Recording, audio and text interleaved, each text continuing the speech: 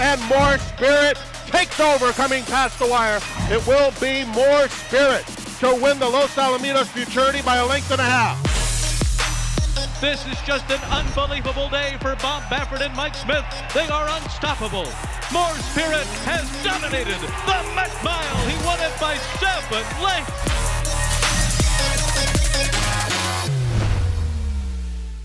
Hi, everybody. Welcome to SpaBabies, presented by Spendthrift. I'm Dan Illman along with Nicole Russo, and let's kick off the $1 Pick 6 on Jim Dandy Saturday with race number 6. Here's the field. We're going 1 1/16 on the turf. This is a maiden special weight for 2-year-olds. It's a full field. Spendthrift Stallion Into Mischief, represented by the number 4, Royal Spirit, and the number 13, Causing Mayhem, who has entered main track only. Nice field, Nicole. Todd Pletcher has 2 very well-bred first-time starters.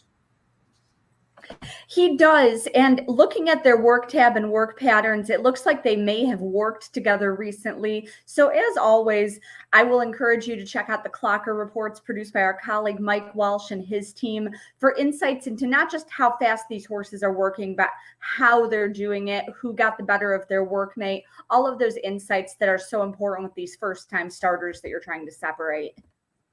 Let's kick things off with the number 1, Sweeping Giant, one of the 2 Pletcher train runners. This one for Donegal Racing, a $350,000 son of Curlin. The dam, a grade 2 stakes winning turf router. Lots of class in this pedigree. Good inside post. Joel Rosario takes the mount. So much class and a ton of juvenile ability in the family as well. The dam Isabella Sings won her debut at Belmont at 2 and then placed in the Natalma at Woodbine, went on to win 4 graded stakes at ages 3 and 4. She's a half to Alora Michelle, who won the PG Johnson as a juvenile at Saratoga. Also the family of a good dirt 2-year-old Tobacco Road. And Curlin, of course, from that versatile Smart Strike sire line, he can get you a turf horse. I'm expecting some good things from our next entrant, the number 2, Nyquist Nix. This is a son of Breeders' Cup Juvenile and Kentucky Derby winner Nyquist, sold for $325,000 as a yearling. You see, Nyquist does very well with juvenile debut runners, 19% winners. The dam was a debut winner. There is class and turf in this pedigree. Mark Cassey certainly knows what he's doing, and a solid work tab, like that 5 furlong breeze on the grass. Yeah, a couple of 5 furlong works recently. Should have some nice foundation under him for the debut. Nyquist, as you said, so good with his first-time starters, as you would expect, him being a juvenile champion by a juvenile champion. He does okay with his first turf runners as well. And Smart Strike, the broodmare sire, definitely adds in a little bit more surface versatility as well. The number 3 is a Maryland bred. Wick Loves a Fight. This is a son of Wicked Strong, sold for $2,500 as a yearling. A lot of dirt in this family. The dam was a dirt sprint winner. She is a half to the speedy router, Mr. Jordan. I'm going to take a wait-and-see approach. That was kind of my approach as well. I saw Mr. Jordan in the pedigree and, of course, Wicked Strong by Hard Spun on top. I think there's a lot in here to suggest that this horse could run these middle to longer distances. Perhaps that's what they're going for here, because those opportunities at this time of year for 2-year-olds are on the turf, but more of a dirt pedigree to me. Arad Ortiz takes the mount on the other Pletcher train baby. That's the 4, Royal Spirit by Spendthrift Stallion Into Mischief, a $450,000 yearling out of a half-sister to 2 graded stakes winners and 2 other stakes winners. A lot of class, a lot of distance, and the Into Mischiefs are usually very good no matter the surface or distance. Oh, absolutely. They run short, they run long, they run on dirt, they run on turf. Into Mischief, you know, who threw horses like Dowagiac, a graded winner on both surfaces right off the bat in his first crop. Really the 2-time leading sire for Spendthrift. It just does it all. As I mentioned, it looks like Royal Spirit and Pletcher's other 2-year-old in here, Sweeping Giant, working together recently. I like that 7 furlong bullet work that they're both coming off. That should, you know, going that 7 furlongs in a work, that should set them up well to go 2 turns on debut here.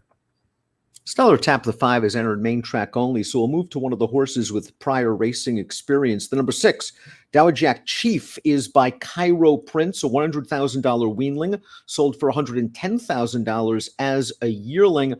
Some synthetic ability, some juvenile ability. This horse ran once on dirt, ran okay. I like the Tom Amoss second-time starters. This horse has license to improve. Definitely. And, I do think that there were some decent horses in that Churchill debut race, won by the very good gun runner Colt Gunite. Cairo Prince, a very good turf sire and pretty good with his 2-year-olds as well, as you might expect, a son of Pioneer the Nile, who threw 2 2-year-old champions.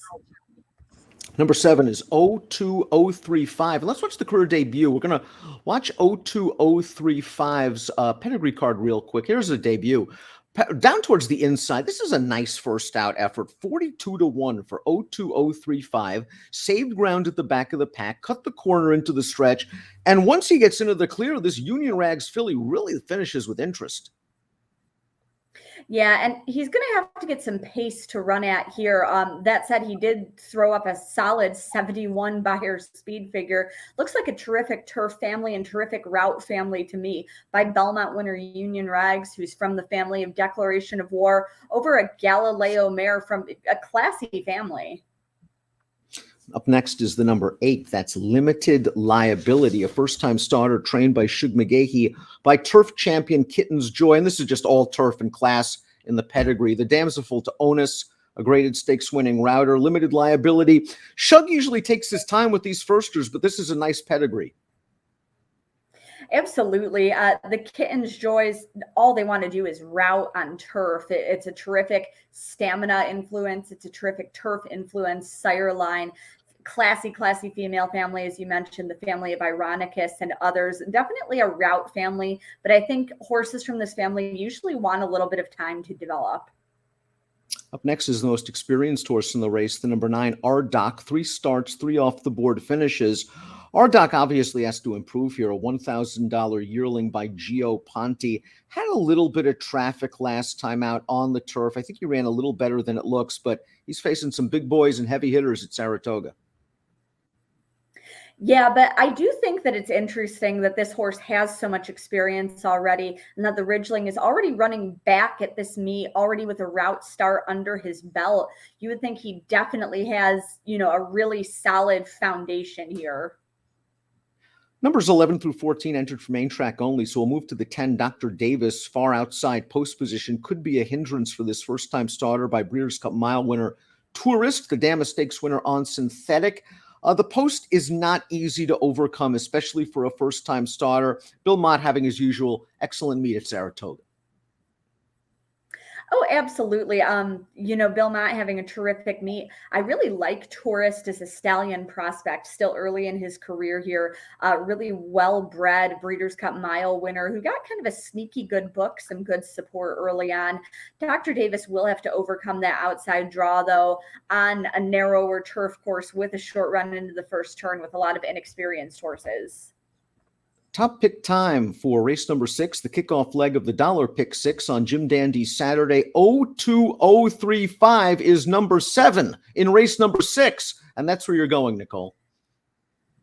Yeah, I think we both looked at experienced horses here. And this horse, I really think the extra distance should help him. Looking at the pedigree, it looks like he wants to run long. And he was certainly running on in his debut like a nice horse who would appreciate more distance. I think if he gets a little bit of pace up in front of him, he should turn in another good effort. He approached the Beyer par for this level in that career debut. My only concern is he was 42-1 in that race and will be a fraction of that price come post time. I know I don't have to worry about price with Ardoc. He might be 50-1, and it's kind of a stab in the dark. He's far from a likely winner, but he had a little bit of trouble, sort of banged around in between horses on the backstretch.